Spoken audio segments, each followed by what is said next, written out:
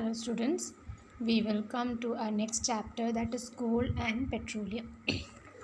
So when we talk about coal and petroleum, first thing that we should know in this chapter is difference between natural and man-made materials. So what are natural materials? Those which are found naturally, like air, water, soil, minerals, all these are found naturally. Whereas man-made materials are those which are made by man, like plastic, soaps, all these types of things which we use in our daily life. All these are made by man, so those are man-made materials. So based on availability, various resources are classified as inexhaustible natural resources and exhaustible natural resources. So let's see the difference between inexhaustible natural resources and exhaustible natural resources. Inexhaustible, the meaning exhaust means getting finished or getting over. So inexhaustible means those which will not get finished. That means those which are available in plenty or in unlimited quantity in nature, so they will not get exhausted. Whereas exhausted natural resources means they will get exhausted, so they are limited in nature, so they will get exhausted. So the resources that are present in unlimited quantity, that is inexhaustible natural resource. The resources that are present in limited quantity, that is exhaustible natural resource. Inexhaustible natural resources are not likely to be exhausted by human activities. Exhaustible natural resources can be exhausted by human activities. Example of inexhaustible natural resources are sunlight, air, all these are available in plenty. So that's why nowadays we are planning to get vehicles which are running on solar energy, because that is available on in plenty. Whereas exhaustible natural resources like petrol and all, it's getting exhausted, so it is getting very less for our future generation. That's why we are trying to find out an alternative source of energy, that is the solar energy.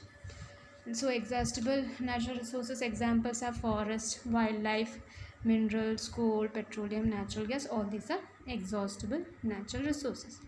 So in this chapter we will come to fossil fuels. What are fossil fuels?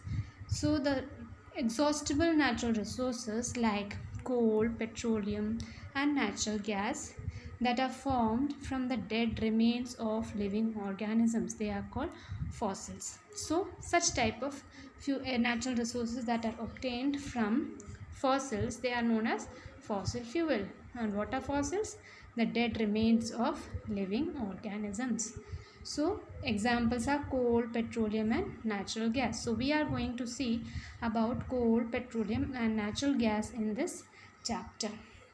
So coal, when we talk about coal, you might have seen coal. It's a dark black color, hard stone like structure. So coal is as hard as stone. It is black in color.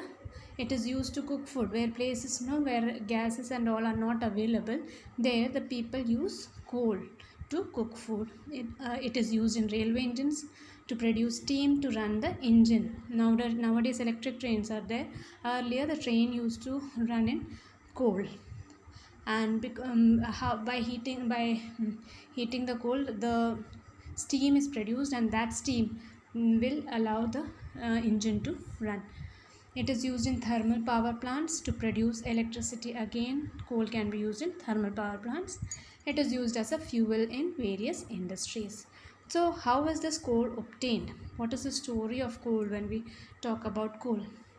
About 300 million years ago, the earth had dense forests. So the forests were dense in low-lying wetland areas. What happened then? Due to natural processes like flooding, these forests got buried under the soil. So when they were buried under the soil, more and more soil got deposited over them, and when they are going down, they are going deeper and deeper. The temperature becomes high, pressure becomes high. So under high pressure and high temperature, these dead plants that are buried deep in the soil, they got slowly converted into coal, and it will take lots and lots of years, millions of years, for this buried plants to get converted to coal. That is why we are told to use it judiciously. So we are supposed to save petrol, save fossil fuels and all, because these are very limited and it is taking millions and millions of years to be formed, and we are using it within few years. So that's why we are supposed to use it fruitfully. So as coal contains carbon, the process of conversion of dead vegetation into forest is called carbonization. So that is the definition of carbonization, the conversion of dead vegetation into coal. Why? Because coal contains carbon. Since it was formed from the remains of vegetation, coal is also called a fossil fuel. So you can see the picture of a coal mine here, how coal is taken from a like buried deep under the soil. They are taking the coal from there. When heated in air, coal burns and produces mainly carbon dioxide gas. So since it is made up of carbon, when it is heated in air, it will give out carbon dioxide gas. Coal is processed in industry to get some useful products such as coke, coal tar and coal gas. So you can see here coke, coal tar and coal gas are some of the products that are obtained from coal. So what is coke? It is tough, porous and black substance. It is almost pure form of carbon. It is used in the manufacture of steel and in the extraction of many metals. You can see the picture of coke there. Then coal tar.